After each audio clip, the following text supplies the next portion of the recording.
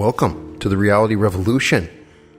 I'm your host, Brian Scott, and today we're going to do an unusual deep dive. This will not be your normal episode of the Reality Revolution. One of the most fascinating subjects that I've covered on this podcast is the platt. If you get a chance, check out my platt meditation. But more importantly, the platt was covered in a book by Zeland called Tufti The Priestess, where he talks about something called the intention platt. And it's an energy cord or braid, as explained by Tufti in this book. Tufti in the book is referred to as this priestess, and it's an unusual book. The book is given by Tufti, and there's this energy braid that's attached to the back of your head that you can feel between your shoulders at your back. And so by activating this, you can create your manifestations faster. You can it's like loading a film into this energy center. And so I've asked this question of almost every one of my guests that knew something about reality transurfing. And I'm still fascinated by it because I hadn't really heard very much about the platt. And so I remember discussing it with Quasi, and Quasi had mentioned the assemblage point. And so I had remembered, when you go back to the book Reality Transurfing, this is the beginnings of the platt. So it's called the assemblage point. And the assemblage point is something that's discussed by Carlos Castaneda and Theun Mares, where they're talking about a Toltec model. And I'm going to read you that portion. And so what I've done with this episode is I've done a super deep dive. I've mentioned the assemblage point many times. I've heard it referred to. There's hundreds of videos now that you can find on YouTube about the platt. But something just told me that there's more to this story. The first question that we need to answer is the book Tufti The Priestess channeled? Is this coming from some magical knowledge, or did Zeland get this from somewhere else? And my suspicion was that he had got this from somewhere else. So when you read Reality Transurfing, you get to a point where he talks about the assemblage point. That's in the end of the book. So my suspicion is he had a very good knowledge of what Carlos Castaneda had talked about, the assemblage point, and then developed this model for using the platt. And now that I've done the research on it, I even have more respect for what Zeland did, because he's teaching an even more complicated subject that is very critical to our understanding of reality creation, if it's true, and I believe there's some truth to it, and the model of it makes sense, and if it's used as a model, it's very powerful. So he was teaching the use of a very complicated Toltec idea and simplifying it by using the platt. Now, the platt to many people is a complicated idea, but I've had many, many people report back that have used my platt activation meditation with great success. You can visualize something and load it into the platt, and you start to see these realities come to you much, much faster and quicker. And the question is why, and how is this working, and what does it come from? And so when I'm going to read you some material here that will give you a background from where this came from, and it's going to blow you away. So let me read you the section from Reality Transurfing so you can get the basis of the beginning. Now, I refer you to those episodes, and also refer you to my episode Waking Up in the Eternity Archive. And once again, when you go look at yoga, there's something called the Bindu chakra. There's an energy point in the back of the head. But it may be more complicated than just being at the back of your head. The idea is there's energy points that access realities that we use to access and create realities from. So in reality transurfing, it says, a model of human perception is well described in the books of Carlos Castaneda and Theun Mares. Their model reflects the ideas of the Toltec, the last people to originate from Atlantis. According to their teachings, the human being is surrounded by a shining cocoon of energy, consisting of numerous threads. Somewhere in the area of the shoulder blades, the threads join in a single focus called an assemblage point. The position of the assemblage point determines the nature of your perception. If you combine the Toltec model with the concept of transurfing, you could say that when the assemblage points are in their customary position, a person perceives physical reality in its usual form. In this position, physical reality coincides with the corresponding sector of the alternative space.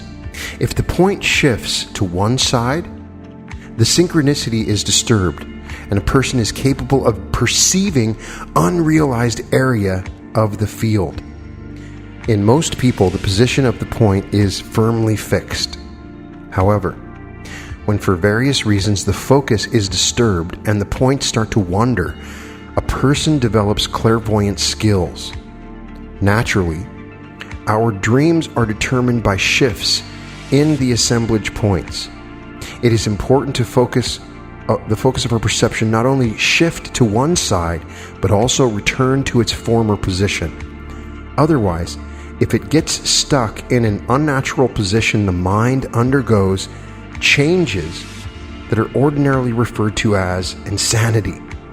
People who are incapable of intentionally shifting their assemblage point can shape reality and are lucid dreamers. This ability appears of itself if you return to the point of reference relative to reality, i.e., if you are conscious of how you really are. This is not an easy task. You can count the people who have been known to reach enlightenment on the fingers of one hand. Reaching enlightenment is like being in a strange city, desperately wandering along narrow winding streets, and then soaring high up into the sky, where you suddenly have a bird's eye view of everything below you. Like a line on the palm of your hand, the path to your goal becomes instantly obvious. Transurfing will not lift you up to the height of a bird, but it will show you a path you can walk along with your eyes closed. To wake up in a dream, you have to have a reference point. You understand that it is a dream. When you remember that there is another reality, true reality, your reference point can be the knowledge that in life you can raise your consciousness up a rung, or at the very least half a rung, and that this of itself is quite something. Now in Tufti The Priestess, Vadim says, the outer center you totally neglect to make use of, even though it accounts for the movement of the future frame. You can determine instantly where the outer center is located right now. Every single one of you has an intention plait. It is an energy plexus similar to an ordinary plait. You can't see it, but you can feel it like a phantom limb, which used to be there but is not anymore. Rather than hanging straight down, it sticks out at an angle to the spine. It's a really funny kind of plait. Now the plait is the same word for braid. I remember when I first was reading this and I had not even heard that. So the outer intention center is at the tip of the plait. It is a spot between the shoulders, not only flat to the spine, but a little away from it. You'll find the precise spot intuitively. The exact distance is of no significance. It is enough to focus your attention on it, and you will feel where it is. If you can feel it yet. The principle of the outer center is very simple. You transfer your attention to the end of the plait and imagine the picture of any event you would like to attract into your life. This illuminates the future frame, and what you visualized becomes manifest in physical reality. You may ask, my sweets, how this is possible. It is very simple, and yet you did not know about the platt and how to use it. So that is the beginnings of where we start talking about the platt. Now, I refer you to interviews that I had with Bootsy Greenwood and Renee Garcia and Sunny Sharma and Quasi. I've talked about it with so many different people, and I've gotten several different opinions. I've even talked about it. I also refer you to Anjani Segrist, where she's a yogi, and she had never even read Reality Transurfing. She's aware of an energy center that does flow in that particular area. So I wanted to know more. I wanted to go back. And so in the book Reality Transurfing, he had got this idea originally from the books of Carlos Castaneda and Theun Mares. These books are fascinating. I'm a huge fan of Carlos Castaneda. And so I want to first of all talk about where Carlos Castaneda and what he was talking about when we refer to the assemblage point. Because obviously there may be some more information, and if we can get this information, we may be able to understand the platt even better. Now, you out there that believe that Tufti is channeled, that's fine. Believe what you want. I believe that he used this as a device to make it fun and explain kind of a complicated subject. And once you understand the assemblage point, you're going to be blown away. Now, let me tell you a little about Carlos Castaneda. He might have done something very similar to Tufti. When you read the books of Carlos Castaneda, the beginning books, you're introduced to this character, Don Juan Matus, that Carlos Castaneda, an anthropology student from UCLA, meets. And he goes on this extraordinary peyote trip. And so many people had questioned, did Don Juan Matus really exist? And he may not have. There are some interesting books that I recommend that you read if you want to get some background on Carlos Castaneda. I would advise you to read a book called Sorcerer's Apprentice by Amy Wallace, which was very fascinating. Amy Wallace was one of the writers of the Book of Lists, if you ever remember those from back in the 80s, very popular series of books. My parents always had them on the coffee table. But she says that she, after living with him and dating Carlos Castaneda, she did not think that Don Juan Matus was real. It's possible. It's still possible. But there's also a possibility that Carlos Castaneda was hiding who he had actually met, and it was somebody else.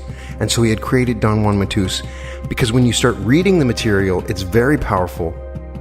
It would be very hard to imagine that he had created all of this, and if he did, some of it matches with other Toltec wisdoms that have been found. So you kind of have to take it for what you think. When you read the books, everybody gets their own impressions of it. I'll try to give a bit of a review, but we're mostly going to focus in this episode on the assemblage point. And I'll do another episode about some of the exercises that Carlos Castaneda has. They're pretty interesting and effective. So Carlos Castaneda's books are kind of about his sorcery apprenticeship with Don Juan, as I had said.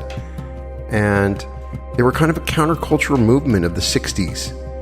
There's a lot of, in the first few books, you see he uses different psychedelic drugs. And his early writing was about peyote, mushrooms, and these power plants that contributed greatly to his success. In the late 60s and early 70s, his books were grouped with popular works of Aldous Huxley, Timothy Leary, Ken Kesey, and other writers from that genre. So for them, LSD and other psychotropic drugs provided a way for humanity to open the doors of perception. But Castaneda was not about all that. A lot of people start to incorporate him as like this psychedelic writer, and he was there's a lot more to it. You know, according to his books, Castaneda was an anthropology student, and he met Juan Matus, a 70-year-old Yaqui Indian who not only knew about medicinal herbs like peyote and datura, but was a sorcerer descended from a tradition of shamanism and magic that originated in central Mexico more than 8,000 years ago. And these original sorcerers of ancient Mexico had been displaced by conquering groups in ancient times and then brought to the point of extinction by the invading Spaniards and Inquisition. And their sorcery tradition evolved over thousands of years into something more modern. Now, Zeland is saying that they go all the way back to the time of Atlantis. So, according to Castaneda's account, the 16 sorcerers who trained him to become a new seer used a teaching method they inherited from antiquity. They utilized a form of awareness they called the second attention. And learning while in the second attention is similar to having experiences while under hypnosis or certain types of anesthesia. And the old teachers could induce the state in Castaneda like a hypnotist hypnotizing a patient. And while Castaneda was in that state, which they also called heightened awareness, he would feel incredibly lucid and totally suggestible. So one possibility is that he was being trained by these sorcerers, but it wasn't Don Juan Matus, and perhaps he's covering up for who he was really being taught by. That is one possibility. So while Castaneda was in these heightened awareness, his teachers taught him all these supposedly age-old secrets of sorcery, and he immediately understood what he was taught. And that learning would be faithfully stored somewhere in his mind body, but when his lesson was completed, he would have to be brought out of his heightened awareness and return to normal, just as a subject of hypnosis when he returns to normal. Castaneda says it's impossible to fully learn about sorcery while we are in our normal state of mind, and too much of it goes against common sense and rationality. In the first 5 of his books, he only knows about and talks about 2 sorcery teachers, Don Juan and his assistant Don Gennaro. But there were 16 elders responsible for his apprenticeship from the beginning to the end, and they used their ability to manipulate heightened awareness so that Castaneda, according to Castaneda, in his normal state of mind, never remembered his 14 other teachers. They taught him everything he needed to learn to master their system of knowledge, and then made him forget it, and even forget that he had been with them. They left him with the task of remembering them and all the teachings on his own to claim that knowledge as his own personal power. And this type of remembering is similar to recovering like lost events from early childhood. Castaneda said it took him more than 20 years to remember most, but not all, of what he had been taught. And during that time, he wrote his books composed of his direct recollections combined with his emerging memories as he progressively recovered more and more. So it's also possible that these sorcerers were so good that they had made him think that it was Don Juan Matus, but it was somebody else, at least according to him. Castaneda's first 4 books narrated his adventures as a sorcerer's apprentice, wandering the deserts and mountains, towns and cities of central and northern Mexico with his teachers. And his next 4 books told of his struggles to understand and come to terms with what had been taught after his teachers had gone. And then, I think it's 1993, a new kind of book by Castaneda arrives. It's called The Art of Dreaming. And it's strange and discordant and kind of a change of tone. Some people think that it might have been ghostwritten, and they get these adventures get more outlandish. It's a bizarre book. And then he abruptly introduced several new characters, and they apparently were contemporaries from UCLA. 3 women suddenly materialized retroactively in the Mexican desert with important roles in the story, and 2 of them had written their own books paralleling Castaneda's work, and their eponymous main characters met and interacted with Castaneda and his sorcery teachers, and the reader had to accept that these new authors as equals alongside Castaneda. And in 98 and 99, 5 years later, 2 final books appear. One was yet another new kind of work. It's bizarre, containing a collection of exercises, magical passes. And I recommend that you read the magical passes. Unlike any book, it's these energy exercises, essentially, kind of a dance, and I don't know what to make of it. And when I've tried it, I feel ridiculous. But it's these dances that are supposed to be magical, which it's supposedly derived from ancient shamanic traditions. So if you read the book I mentioned about with Amy Wallace, he moves to Los Angeles and he considers himself no longer an apprentice. And his followers, sometimes called disciples, were led by these three women. The story gets more and more bizarre.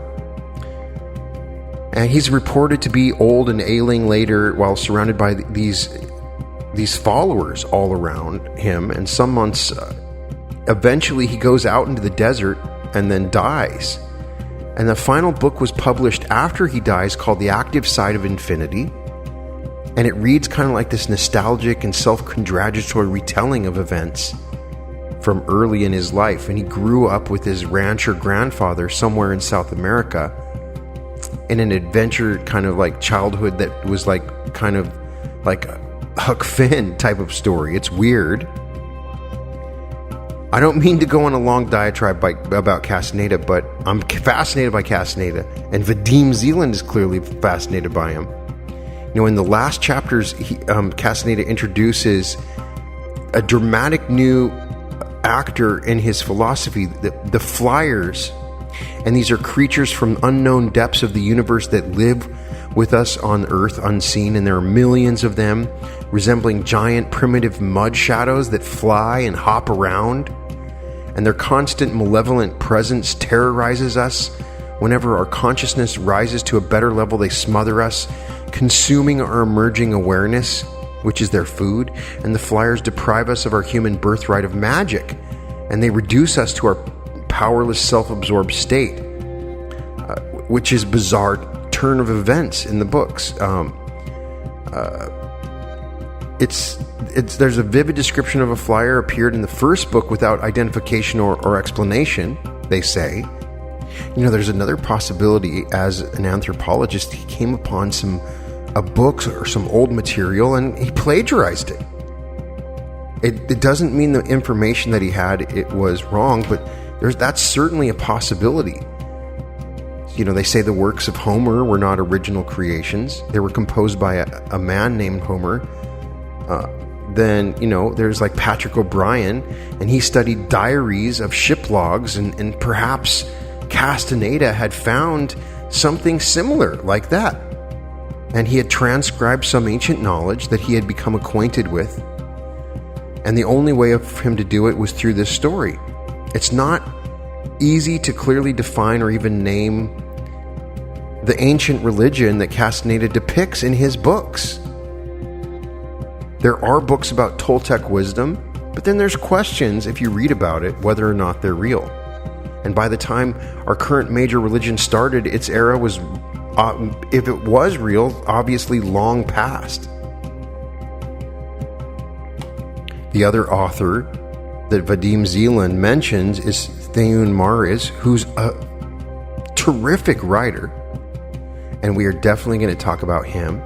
But a lot of his book are referencing Blavatsky and Castaneda, and so I'll talk a little bit about them. But they both discuss the assemblage point, and so if Zeland is referring to this assemblage point, I wanted to go deeper because I think that our understanding of the platt is simplistic, and it's also used.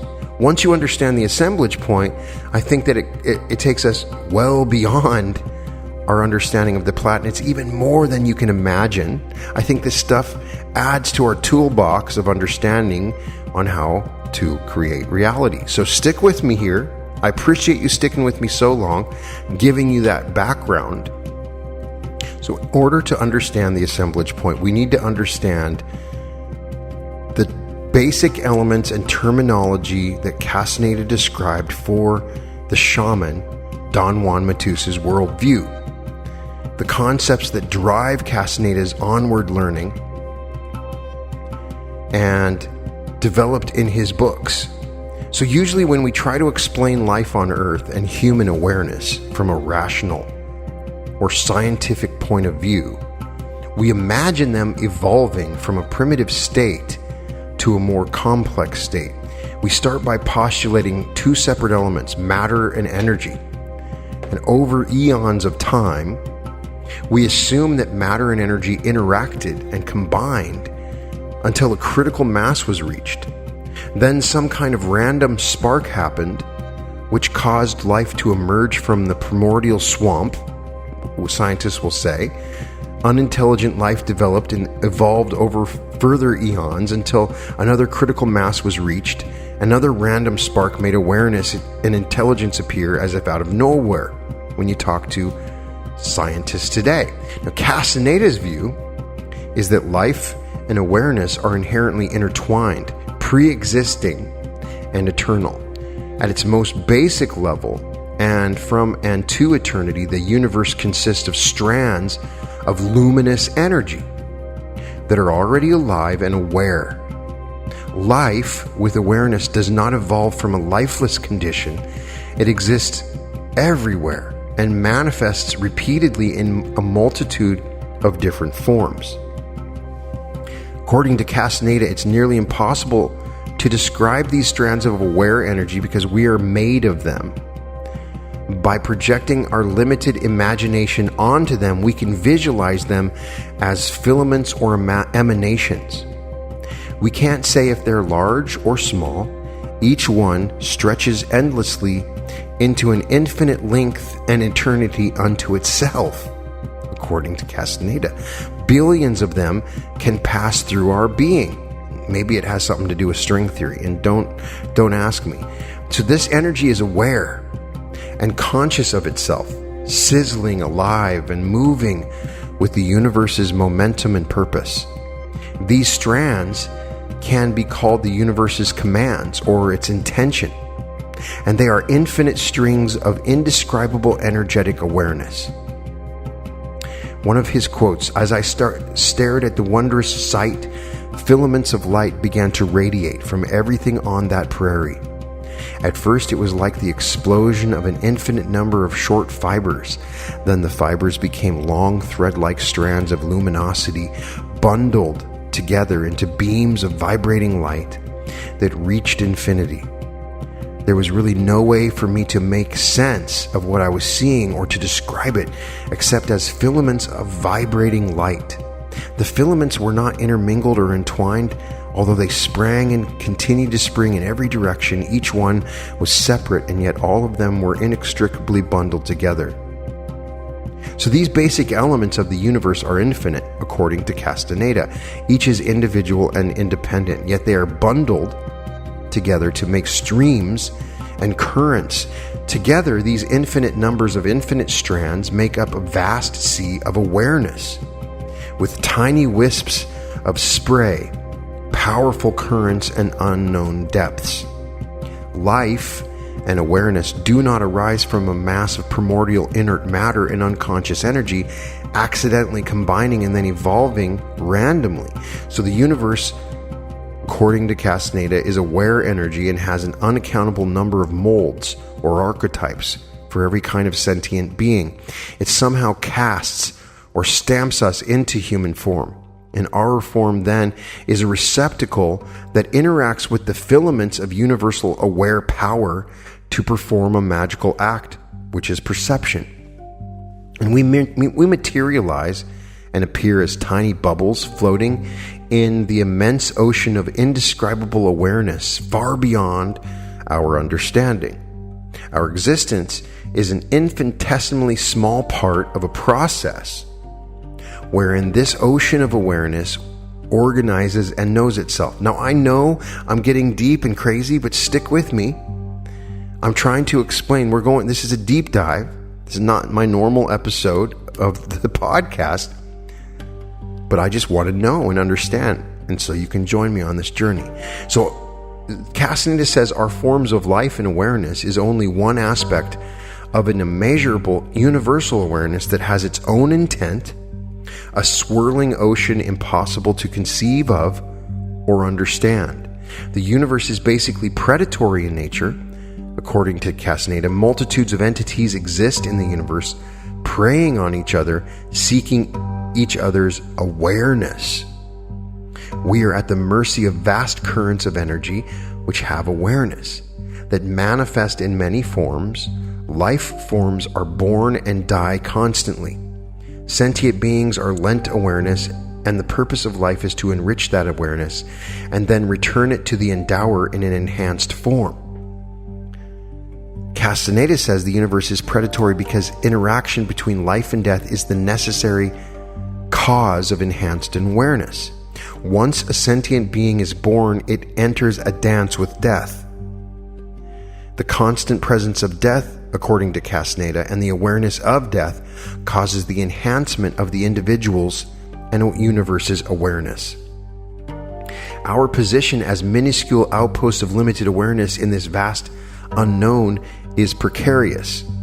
Now, I know this stuff may contradict with what I talk about with Neville Goddard and other stuff, but my purpose is just to summarize what Castaneda is saying and where the platt comes from.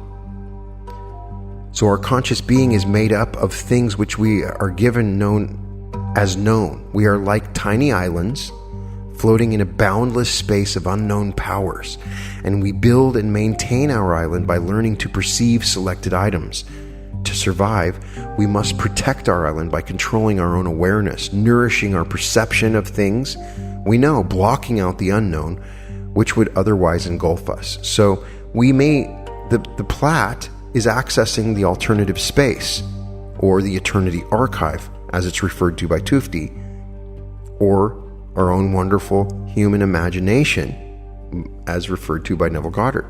Many types of individuals, sentient beings exist in the universe of energetic awareness, according to Castaneda, including organic beings as well as inorganic entities which have awareness but no bodies. There are hierarchies of awareness.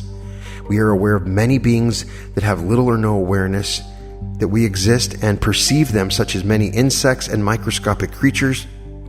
And entities exist which are aware of us while we are not aware of them, even while we share the same space. So, that's the basis where Castaneda then explains that each individual sentient being, whether it has an organism or not, has a cocoon made of energy. An individual human is a spherical cocoon, the size of a human body with arms and legs extended. And universal filaments of energy come from infinity, pass through the cocoon's skin, through the inside of the cocoon and out the other side, and onward to the universe again to infinity. The cocoon defines and encloses filaments that pass through itself and then extend outward to infinity in countless directions. The energy inside and outside of the cocoons is the same.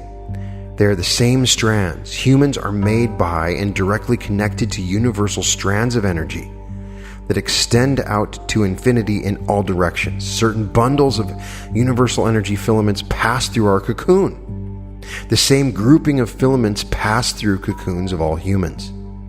There's no way to understand how this grouping of incomprehensible strands of aware energy happens. But according to Castaneda, the sorcerers and seers of Don Juan's ancient tradition can see it directly. And maybe people that can see energy, like Teal Swan, are seeing patterns of these filaments. And so our Earth is also a living and sentient being with a cocoon that we live inside of. And our story is part of the Earth's story. The infinite universal filaments that pass through us comprise a small part of the Earth's collection of infinite filaments. So the Earth might have its own platt. The lives of our human cocoons take place inside the Earth's much larger cocoon, and our fates are linked and intertwined. Castaneda believes that every living being's cocoon contains universal strands of awareness that it uses for perception. Each cocoon is filled with billions of universal strings of aware energy, which comprise only an infinitesimally small part of the total strings of the entire universe. A single cocoon, though small in comparison to the whole, still contains countless billions of strings of aware energy inside itself. the cocoon could be referred to as your aura. So only a small portion of these enclosed strings are used, and every living being has a feature in its cocoon which selects some emanations to use for perceptions while disregarding others. This feature is the point where every sentient being is connected to the universe, directly connected to the spirit and intention of the universe. Humans have an orb of bright energy about the size of a tennis ball located on the surface of the cocoon, about an arm's length, Castaneda says, behind the right shoulder. Now, here, the difference is in the back, it says behind the right shoulder, according to Castaneda. Important. This ball of energy is the agent which selects emanations passing through our cocoon to use for perception, which sounds to me like the platt. And it's called the assemblage point, because it's the point where perception is assembled.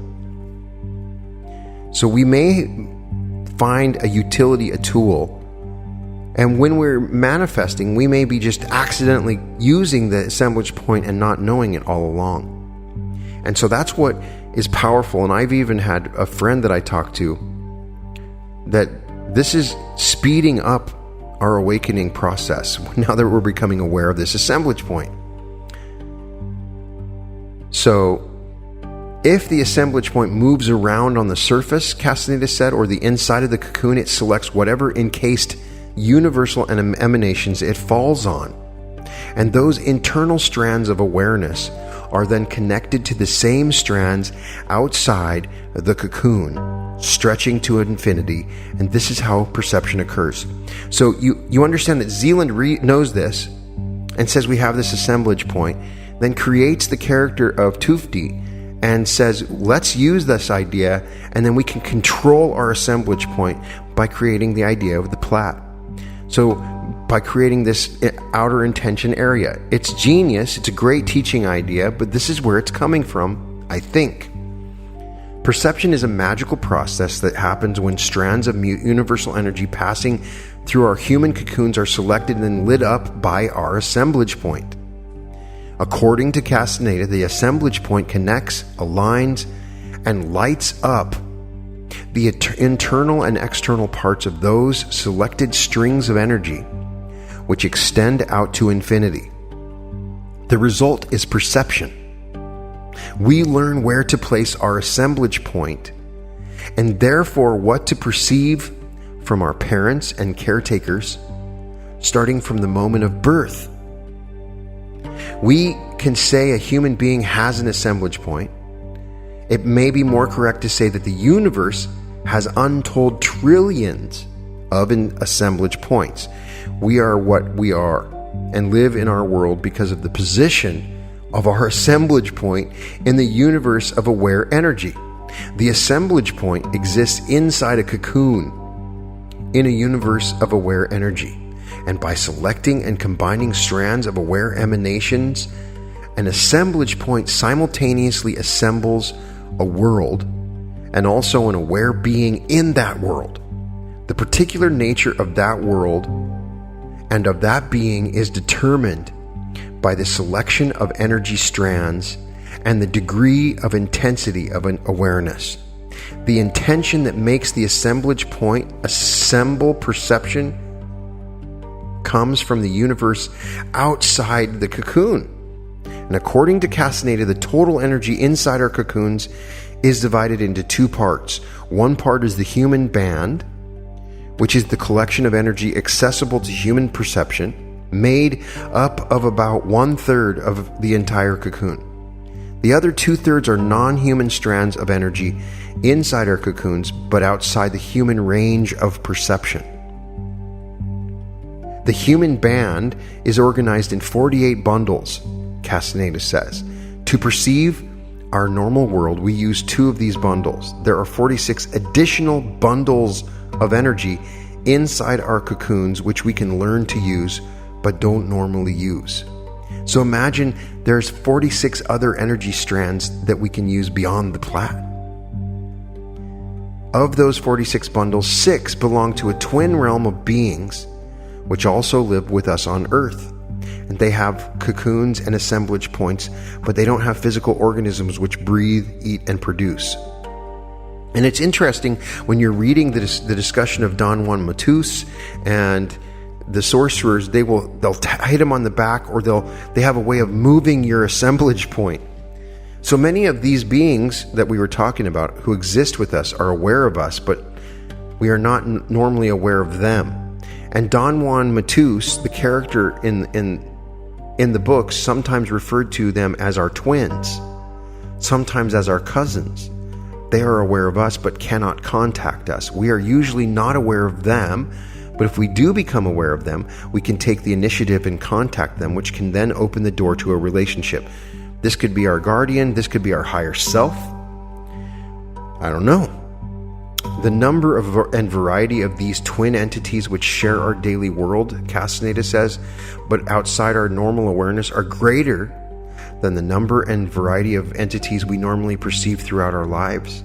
The variety of unseen and non-organic entities in our world far exceeds the thousands of organic species we have counted so far. So it gets to be a point of, are these pendulums? And do these pendulums have assemblage points? Did Zeland take the idea of these non-organic entities and then game plan it out using physics to understand the idea of the egregore or the pendulum? It's fascinating to think about, but you can start to see the behind-the-scenes basis for transurfing and how it occurred. The other 40 bundles of energy in the human band of our luminous spheres belong to other worlds. If we used all of them, it would be possible to assemble at least 600 additional complete worlds, Castaneda says, or Don Juan Matus says. More than 600 worlds are available to us using the energy that passes through the human band in our luminous spheres. These could be alternate dimensions, parallel realities. It's discussed on a kind of a different level. And so what's fascinating about transurfing is that Zeland is taking this Toltec wisdom and taking it and making it scientific in a way that we transact with the universe. These worlds are complete and engulfing as ours. Beings live and die in them, and we can visit them and live and die in them too. According to Castaneda, if one were to ask where the universe, these worlds exist, it's impossible to say other than to say that these worlds and that these beings that live or visit there exist in their respective positions of assemblage. They exist constantly and independently of our world, but are inaccessible to us. We're protected from them because we're conditioned to ignore them and to assume that our normal world of everyday life is the only possible reality. If our assemblage point stays rigid in one place, there is a wall of perception between us and the twin occupants of our world, and between our world and any other world, according to Zeland. And there are untold trillions of positions in the universe where assemblage points can assemble worlds and beings. All living beings have cocoons and assemblage points in the flow of the universe, string like emanations of aware energy. The cocoon is a temporary feature starting at birth and ending at birth. Castaneda doesn't explain how the birth of a cocoon occurs in any books that I could find. In this universe of aware energy, he says that every sexual act causes feelings and other constituent parts which normally float undisturbed in the universe to try to combine and cause a new being to be conceived. And death happens when the cocoon weakens from usage and collapses, allowing enclosed energy to escape back into the universe at large. And cocoons exist in a constant moving ocean of universal power. And the model that Castaneda says, this power which contains the universe's awareness and its intent rolls onto the cocoons constantly. This rolling force has two aspects to it. And this could be similar to what I talk about in my Quantum Physics and Consciousness episode, the idea of cytronic wave fronts. So this power, which contains the universe's awareness and its intent, rolls onto the cocoons constantly. This rolling force has two aspects to it. The first is what gives us life, purpose, and awareness. The second is the power that breaks open and destroys the cocoon at the moment of death.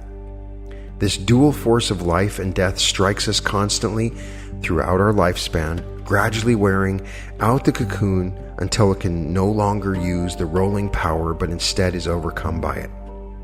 The aware energy trapped inside the cocoon constantly moves and struggles to connect with the energy outside. The energy strands on the outside exert constant pressure on the cocoons. So the energy exercises that Zeland discusses are using these concepts. The outside pressure initiate consciousness by stopping the movement of the trapped energy, which is always fighting to get out. In effect, fighting to die. When the emanations inside connect with the emanations outside, awareness begins and death is forestalled. We must perceive or die. Our perception always involves the totality of our energy. There's no extra energy inside our cocoons that is not involved in the act of perception of being in our world. We are perceivers. That is where we are born to do. In an infinite predatory universe that is far beyond our comprehension, we have a safe island of all we have given known to our haven. So managing our tiny island, keeping ourselves safe in this vast sea of awareness, takes all of our energy, which is the same as saying all of our awareness. Hopefully that basis gives you kind of an idea of what he was talking about with the assemblage point. And so Matus introduced Castaneda to the topic of dreaming. Later, it's another big concept in the books. And he said, and it's a big concept in Transurfing. We talk about intention and lucid dreaming. And then Matus says that the safest way to become accessible to the unknown is to develop and utilize a type of awareness we have in our dreams. Men and women are luminous balls of energy living amidst great swirls of energy bands. These energy bands that Castaneda is referring to could be this very same pendulums that Zeland is talking about, but it could be more than that. So men and women are luminous balls of energy, and we perceive ourselves and our world by holding our assemblage point in a specific place, which creates an inner and outer world. The way to access new energy bands, which contain non-ordinary perception, is to move the assemblage point. But it cannot be moved by conscious command, according to Castaneda. And Zeland is saying it can. And our assemblage point shifts naturally during sleep, producing our dreams. Exploring our dreams is the easiest way to develop the ability to utilize the movement of the assemblage point.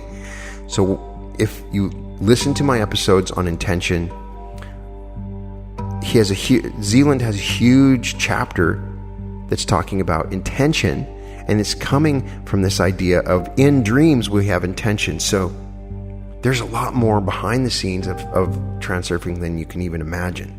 So Matus, though, is not talking about analyzing our dreams in a psychoanalytical way. Psychoanalysis of a dream is a way of understanding them according to our existing point of reference, a way of updating or improving our normal perspective. Castaneda wrote about developing our attention inside a dream, not looking at it from the outside. As infants, we first assemble our world by focusing our attention exclusively on one position of the assemblage point. He says we can assemble another world by focusing on things that appear in our dreams when the assemblage point has randomly moved to a different position. So what that might mean is when you're in a different place in your dream than you would normally be. So in fact, our daily reality is a dream among many dreams, enforced and enhanced because of the agreement of all humans on our planet who share it and renew it and enhance it together. The universe is full of dreams with beings sharing them based on their agreements. The universe is filled with assemblage points, places where aware energy is gathered and combined in the act of perception. It's natural to share dreaming. Our daily reality is just that shared human dreaming condition held in unison by many people together. We are unaware that it's a dream because we have no other shared dreams to compare. Our dreamed world is not our arbitrary choice. It came about because it expresses the universe's intent.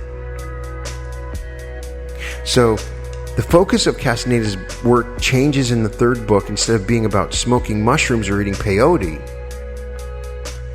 to be jolted out of reality, now it's about intentionally moving out of normal reality into another reality without using these things, without using the precepts, and using these assemblage points, which makes it super fascinating. And so I just thought you guys would find this interesting, because it really describes the background for transurfing, but really in many ways for me helps me to understand it even more and gives it some credibility. So at least that's what I thought. And another thing that they talk about is that there are energy beings that affect and move our assemblage point, which in many ways is similar to what we would consider the pendulum, which is kind of an independent energy structure. And like I said, the interesting thing is the teachers in the Don Juan Matus group that are described in the books somehow had a way of moving the assemblage point of many students to the exact same spot at the same time, and it created a shared dream. And in doing this, they set up the students for a lifetime of relearning the information they had stored, thereby putting the information in the first attention by remembering they could achieve understanding and control both sides of awareness. And so what Zeland's doing is fixing our assemblage point as a form of learning, which is fascinating. The other thing to discuss is the mastery of awareness, which could help you in understanding your platt and how it works. So in the full and final version of the Mastery of Awareness was gradually developed in The Fire from Within, a great book to read. In the introduction to The Power of Silence, Castaneda formally summarized the Mastery of Awareness, which was the cornerstone of his teachings, and which consisted of the following basic premises. First of all, the universe is an infinite agglomeration of energy fields resembling threads of light. And two, these energy fields, called the eagle's emanations, radiate from a source of inconceivable proportions, metaphorically called the eagle. And three, the human beings are also composed of an incalculable number of the same thread-like energy fields. And these eagle's emanations form an encased agglomeration that manifests itself as a ball of light, the size of the person's body, with the arms extended laterally like a giant luminous egg. And four, only a very small group of the energy fields inside this luminous ball are lit up by a point of intense brilliance located on the ball's surface. 5, the perception occurs when the energy fields in that small group immediately surrounding the point of brilliance extend their light to illuminate identical energy fields outside the ball. Since the only energy fields perceive are those lit by the point of brilliance, that point is named by the point where perception is assembled, or simply the assemblage point.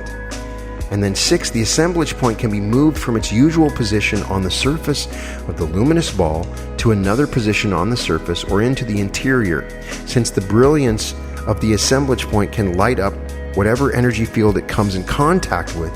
When it moves to a new position, it immediately brightens up new energy fields, making them perceivable. This perception is known as seeing. When the assemblage point shifts, it makes possible the perception of an entirely different world, as objective and factual as the one we normally perceive. Sorcerers go into the other world to get energy, power, solutions to general and particular problems, or to face the unimaginable. And then 8, intent is the pervasive force that causes us to perceive. We do not become aware because we perceive, rather we perceive as a result of the pressure and intrusion of intent, according to Castaneda. And 9, the aim of sorcerers is to reach a state of total awareness in order to experience all possibilities of perception available to man. This state of awareness even implies an alternative way of dying. So the force or energy in the aware filaments, which are the basic filaments of the universe, of course, is going to be incomprehensible to us. The closest that we could come to understand that energy is to see it as the universe's intention. Somehow it expresses the intent of the universe, or the imagination of God. And these filaments connect to the different sectors. So these filaments can also be called the universe's commands. They command us to be and command us to perceive. In fact, they command everything everywhere. It's just the dynamics of how God works. It's amazing. If possible, if true. The universe's intention forces us to perceive, according to Castaneda, and our entire existence and being is determined by the commands of its strings of energy, which express its intent. The universe's intent creates the cocoon and fills it with energy, and then puts the assemblage point in its place on the surface of the cocoon, commanding the being to perceive at that position. And the perceiver learns to hold the assemblage point firmly and steadily at that point and prevent it from moving. The resulting alignment produces a being living in a world.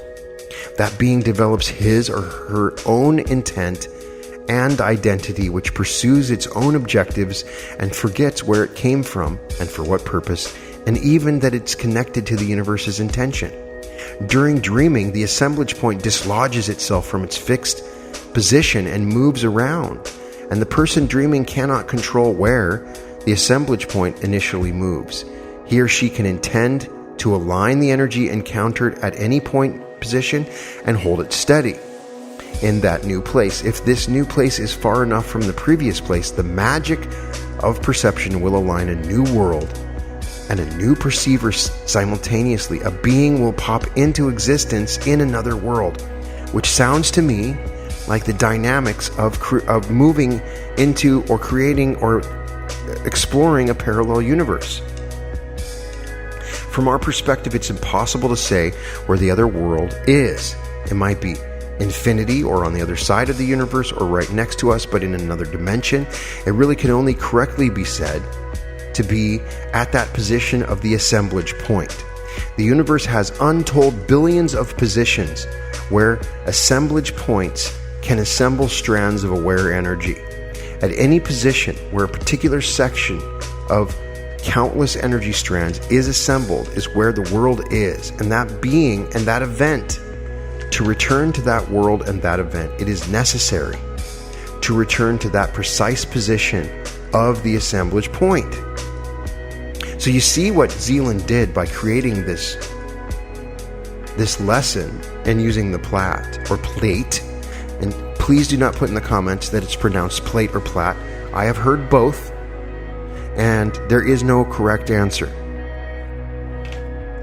I say platt, you say plait. I say tomato, you say tomato. From the dreamer's point of view, he has traveled to another world somewhere out there in infinity through his connection with the universe, which is his assemblage point.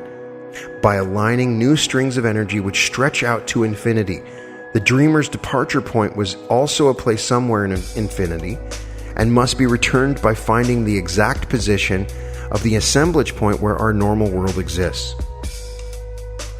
So when we're lucid dreaming, we come back through our plait or platt. The experiences encountered at the new position of the assemblage point are stored there.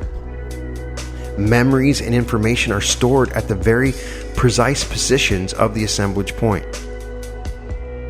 So if we can access our imagination, and then we can load up that new imagination into the assemblage point, we're actually working with the very fundamental dynamics of reality creation according to this model.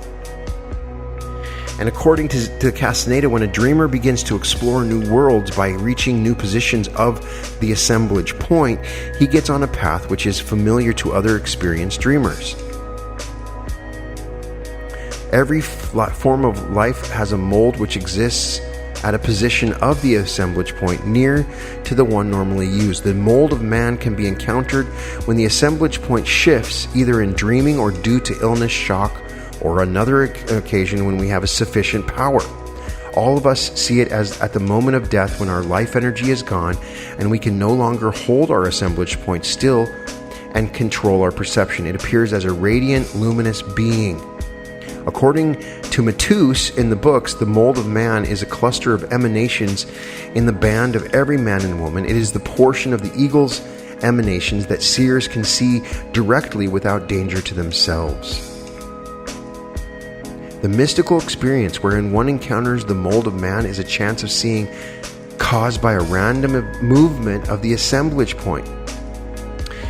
So you're starting to get an idea that the assemblage point is like critical and super important. When a person's intent merges with universal intent or command, his or her assemblage point can then go to somewhere they intend. Matus says our command becomes the eagle's command. So this is the part where the platt works. When a person's intention merges with universal intention. So that's what we're being taught. During his or her life, a sorcerer defined as one who can move his assemblage point with his intent, can gradually move it around with his cocoon to eventually contact and light up all the energy inside the cocoon that is in the man's band. Once this is accomplished, the entire cocoon is lit up from within in a flash and becomes like a huge conductor of channeled energy. The being enters the third attention, which is an alternative way of dying. This is called burning with the fire from within. According to Castaneda, it's possible to die in two ways, and it's also possible to extend existence in several ways. One can die in the first attention, where the elements that have been gathered by force simply separate and float off into the unknown. Alternatively, after a lifetime exploring the second attention, one can go into the third attention by burning from within. And Don Juan said he was sure that thousands of seers accomplished this and entered on a definite journey, keeping their life force with infinity as their new realm. He believed that their awareness would last as long as the earth existed, and they would die when the earth died. So maybe this is like what we're talking about with the law of one, and we're moving our assemblage point. I don't know if it's true, and it's easy to disregard Castaneda's work because of the validity of the idea of Don Juan Matus. And like I said, there may be some possible variant possibilities with it, but the teaching itself is interesting. And then when Zeland incorporates it, and when I hear people saying that they've had success in using the Plait or platt, they're experimenting with the assemblage point. A change of awareness is a change of the position of the assemblage point, according to Castaneda. Now, the other author that he refers to is Theun Mares, and I'm probably not pronouncing that as well.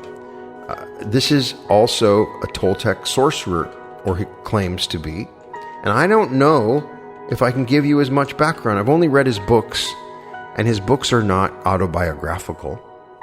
So, and he quotes the 9 precepts in his book that I gave you.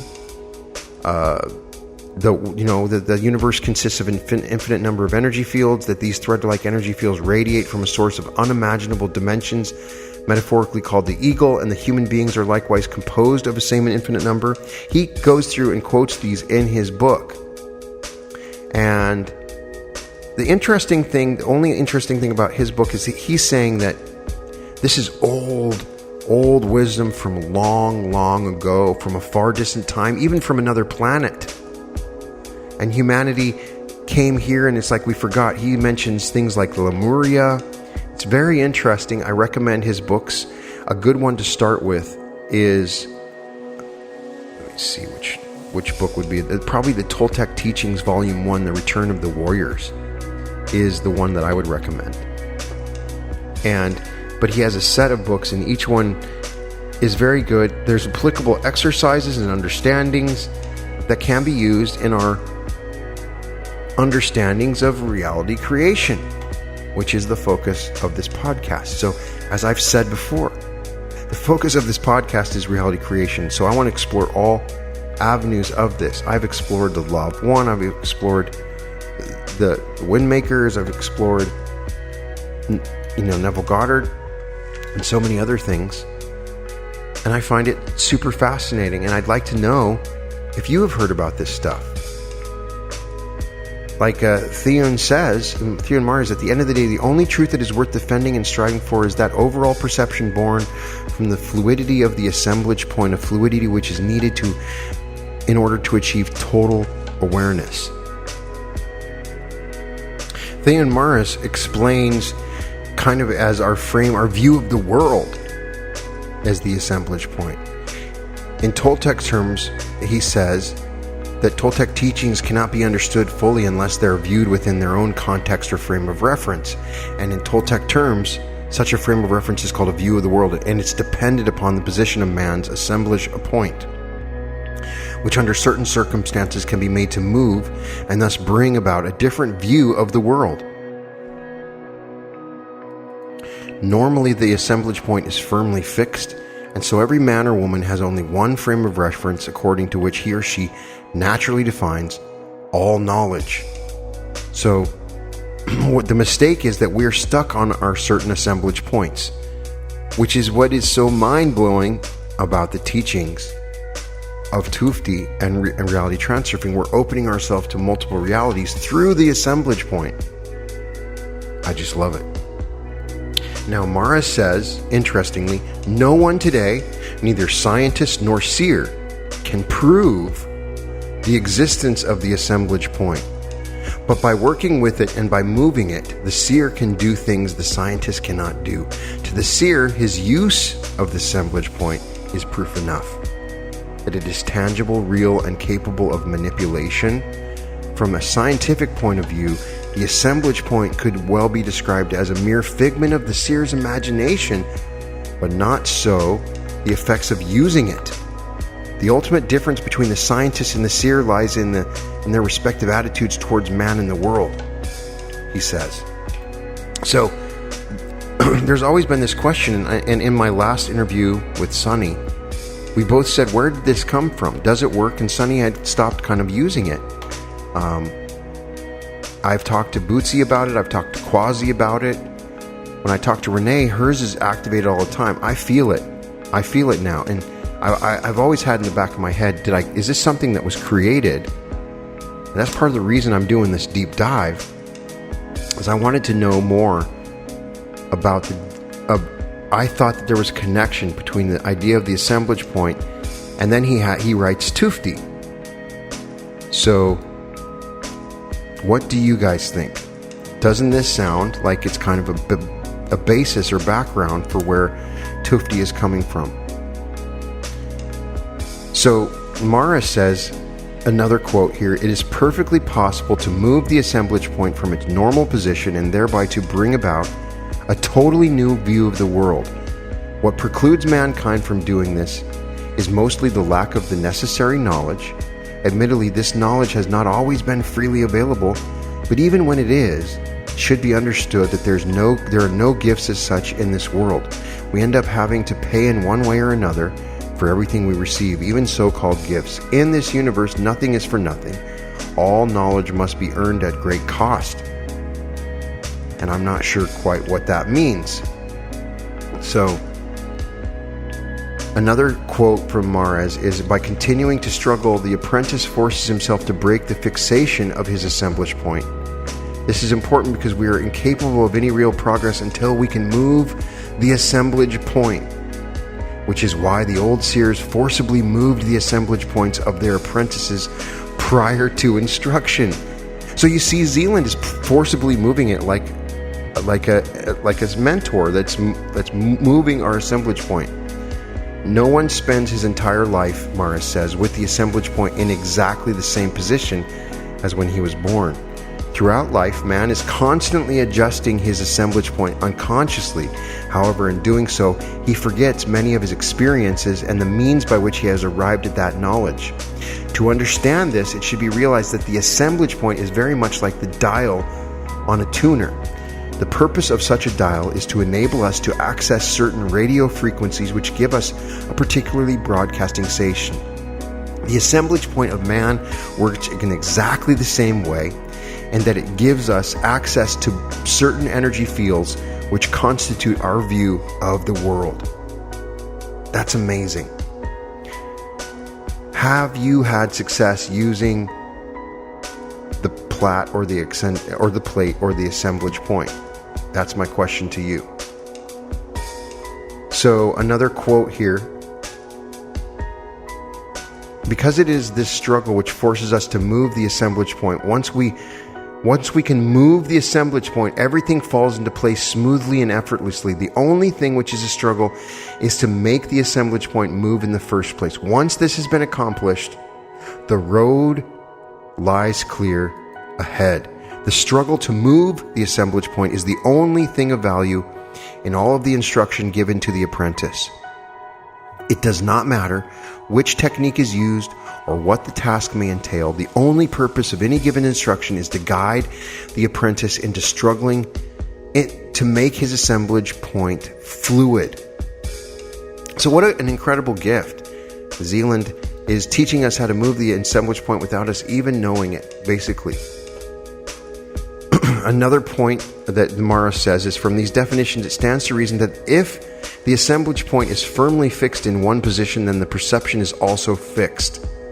This means that we perceive everything according to that particular frame of reference termed a view of the world. Such a view of the world can never change whilst the assemblage point can't be moved. It is therefore obvious that perception is directly determined first by the position of the assemblage point. In order to move the assemblage point, we need personal power, Mares says. Just like everything else, we do need energy. So too does the movement or shift of the assemblage point. In fact, even just to keep the assemblage point fixed, we need to use a considerable amount of personal power. Obviously, if the assemblage point is fixed and our view of the world is likewise fixed, then the amount of personal power we have is proportional to our level of perception, by virtue of the fact that personal power is the product of perception. The lack of registered perception does not mean that personal power is not being generated. It is not being generated, but rather that all the personal power generated is being consumed by those habitual and repetition acts, physical, emotional, mental, which keep the assemblage point fixed. If then we have no surplus of personal power with which to move the assemblage point, where must we find this extra power? The solution is really quite simple. If all our personal power is being consumed by our habits, then obviously we must cut out the unnecessary act. We must dismantle our view of the world, because it is our rigid view which perpetuates habit and thereby keeps the assemblage point fixed. And something Dr. Joe talks about is breaking the habits that we have that create our reality. Now, another quote is, because of the force of intent which makes us perceive, it is, of course, also the same force which indirectly accounts for the placement of the assemblage point. So it's directly tied to our intention, which is a huge concept in transurfing. Intention, not what we want, not what we hope, but our intention.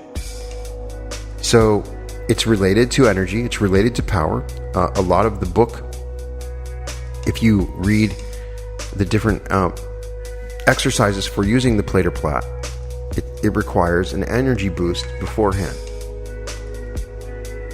The other things that Mares talks about are using the assemblage point, and it moving can be a reason why you forget, because the memory is directly tied to the assemblage point. Another interesting thing he discusses as sudden erratic movement of the assemblage point can bring on schizophrenia.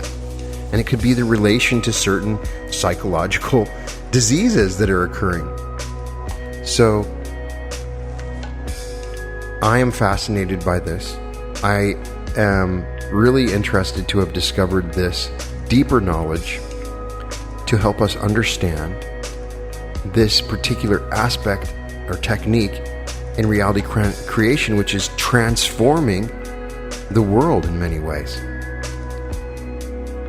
So I'm going to definitely come back, and I'm going to be creating a platt meditation using Neville Goddard techniques, and we will explore some of this.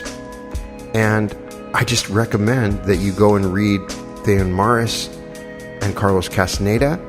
I've done my best to summarize the Castaneda books. Some of them are pretty hard to understand. I would say that for the more in-depth knowledge, I would read the Mares, but I think that Mares got the beginnings of this from Castaneda, but he clearly has accessed this elsewhere. And I would just love to hear what you think about it. So check those books out. Put in the comments if you've heard anything more about the assemblage point. I would love to hear in the comments about your experiences in using the Plait or platt, or if you've heard of this teachings before, or any of these Toltec teachings. If you can add to our experience or knowledge of this, let us know. Let's use the comments as a laboratory. And by just reading the comments, we can learn more and more. So I'd love to hear what you think. I always enjoy it when you go on these excursions with me, and I definitely went down the rabbit hole on this one. And I appreciate you sticking with me all the way till now. And if you did, thank you. All episodes of The Reality Revolution can be found at therealityrevolution.com. For coaching, you can go to advancedsuccessinstitute.com. And welcome to The Reality Revolution.